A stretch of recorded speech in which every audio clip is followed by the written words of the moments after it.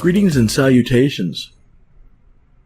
I'd like to start by thanking my first patron, K. Jolfson, hope I got that right, for helping me support and improve my videos. I'm looking forward to start live streaming soon, and I hope you guys can tune in for them as well. Anyway, let's talk about the Second Amendment. Recently, a terrible tragedy occurred in Florida that has people flapping their gums nonstop. Sure, the shooting was a terrible thing. No one is saying otherwise. Everyone knows why it happened. It was the despicable act of a troubled mind, and as much as it pains me to say this, it will happen again. No matter what we do, no matter what laws are passed in the struggle between pro and anti-gun factions, one person will act out in the future and take many, many lives. It could be with a rifle, could be with a pistol or some other weapon, it could be with a vehicle. Some troubled, disturbed soul will act out and try to destroy someone else's life, no matter how many children are shouting never again. Before you decide which side you support, you need to keep an open mind about the debate and what agenda is being promoted. Who benefits if anti-gun legislation passes in the United States? Who benefits if weapons are kept in the hands of private citizens? The left will tell you that guns in the hands of private citizens is a recipe for the increase of violent behavior we've been witnessing for many years. Is that the case, though? I'm going to make the case that no, owning weapons is not the cause for increased violent behavior in American culture. You know, there's so much data out there, and there's many ways for both sides to focus in on minutia and claim supreme victory. I'm going to bypass all that, all the symptoms, by pointing out one piece of evidence that debunks the contention that increased gun ownership increases gun violence. As you can see, since 1994, gun violence has been decreasing, and has decreased by nearly 50%, while gun ownership has increased by a near identical level. That's interesting. Okay, end of the video, bye-bye.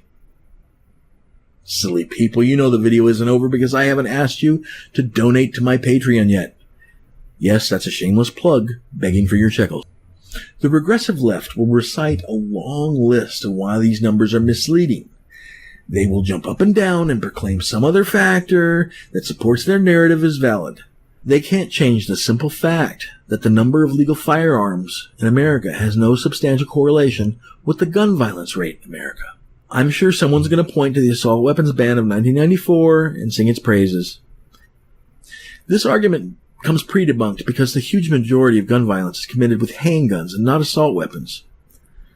The regressive left will insist they're only concerned about innocent lives, and they just want what's best for our children. If they were so concerned about the loss of innocent lives, they'd be taking a closer look at the violence in Chicago, Detroit, and St. Louis.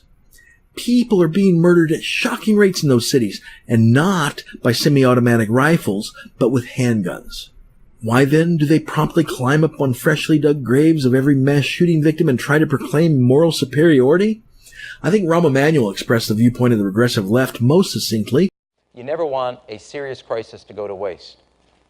And what I mean by that, it's an opportunity to do things that you think you could not do before. Thank you, Rahm. The regressive left loves to strike while the iron's hot, saying if you don't agree with them, then you're a terrible person and just want to see more children die. They will manipulate the mass media into portraying those that disagree with them as selfish, child-hating narcissists, while standing on the backs of the dead, peering down their noses at the common man that just wants to have the means to protect his family and future. When you're discussing gun control with a regressive leftist. Disgusting, that's rich. When confronting a regressive leftist about gun control, there's one important thing to remember. They're going to come at you with an emotional argument. They do this with most of their agenda and use a simple formula. If you don't do X, you must not care about Y. There is a simple reason behind this approach. After a traumatic event like a mass shooting, emotions beat out reason and facts. You never want... Yes, Rahm, I already told them that. While facts and reason almost always are a potent argument, they're useless against those that aren't listening. But if you stick to your guns, pun intended, and never let them draw emotion out of you, especially in a gun control debate, you'll eventually win out. I'm certain that most of the blind followers of the left have good intentions for supporting gun control measures. I'm also certain that the leaders of the progressive left do not have those same good intentions. It is a blatant power-grabbing technique masked by moral authority. The left have been doing it for decades now, inching forward, grabbing little bits of influence and power. The old adage of boiling a frog comes to mind. They've been doing it against every aspect of our culture and nation, be it on gun control, abortion, using our education system to indoctrinate new generations, and so on and so forth. Once that little bit of ground is taken, they aim for the next inch, and they always creep forward and never move back. Moving back wouldn't be progressive, after all. Everyone knows that progress is inherently good, right? A regressive leftist in power will never voluntarily give up any authority or power or tax money, even if it is for the good of the whole nation. Let's try and draw a really nerdy parallel between the tactic of power grabbing and power creep in game theory. I have always been one that enjoys the beginning of a game more than the end game.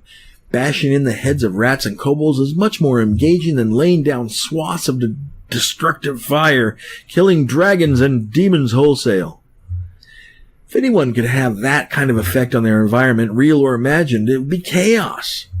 A good game designer will limit the amount of power a player can obtain to a slow drip, getting better tools and weapons, more skills, slowly over time.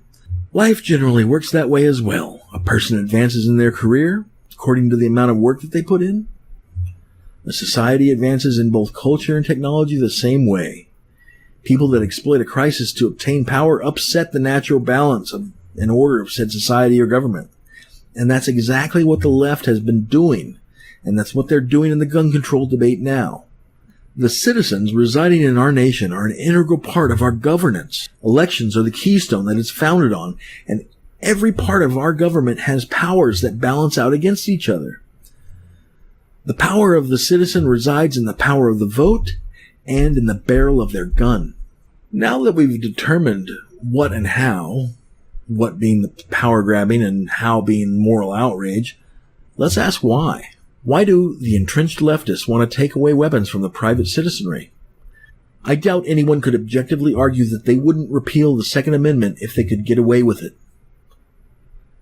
Everyone knows, or should know, the real reason behind the Second Amendment, even though it's been the elephant in the room for many years.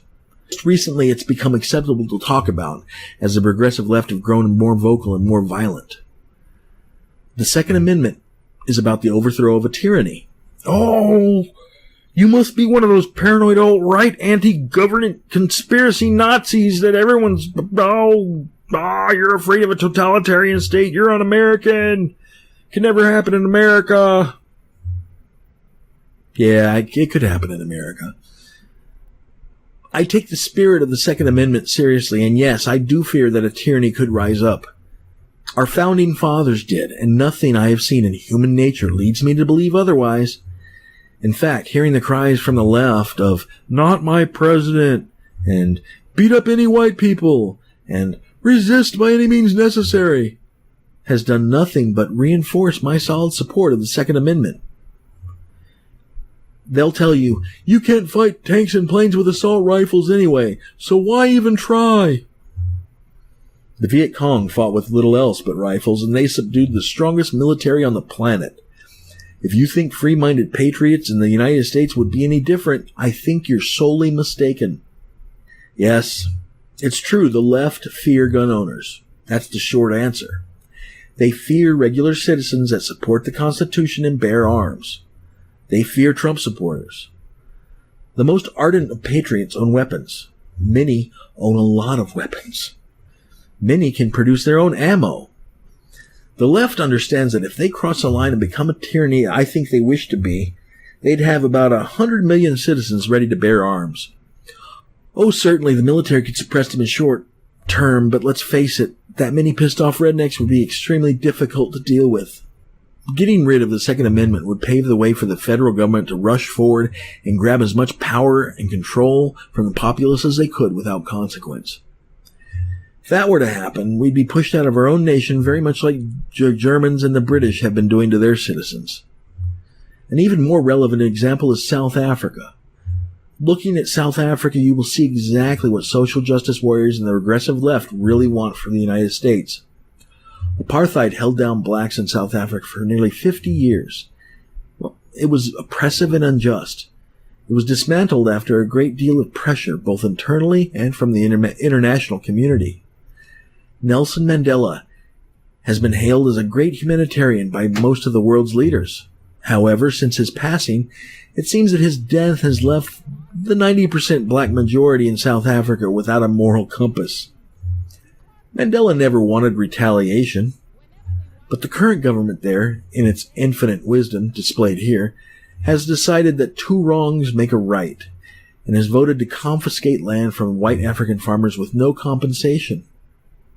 With strict gun laws in place, the law-abiding white farmers and their families are being murdered, raped, and assaulted without any fear of retribution. Guns are still being found in the hands of criminals, though. They're smuggled in through the porous borders and stolen from the military and police. Even though the gun violence rate has gone down, the murder rate is still at 33 per 100,000. Well, that isn't so bad, you might think, but when you understand that the U.S. murder rate is 3 per 100,000, you get the idea. So, let's say we give up our weapons. Now the government has no reason to even consider the feelings of the public at all. They can pass any law they wish, pandering to whomever they want, and whoever they think will get them the most votes so they can continue staying on board the gravy train that their elected position rides on. Reparations for slavery? Sure, you got it. Free money. Land captured during the Mexican-American War? Well, free land for every Latino. All you have to do is keep voting Democrat. The regressive left have already proven that facts and history don't matter to them as long as they can have a voter base that's easily manipulated. They're happy. So what are your uncooperative and now disarmed citizens going to do? Shoot you dirty looks? We're not fooled.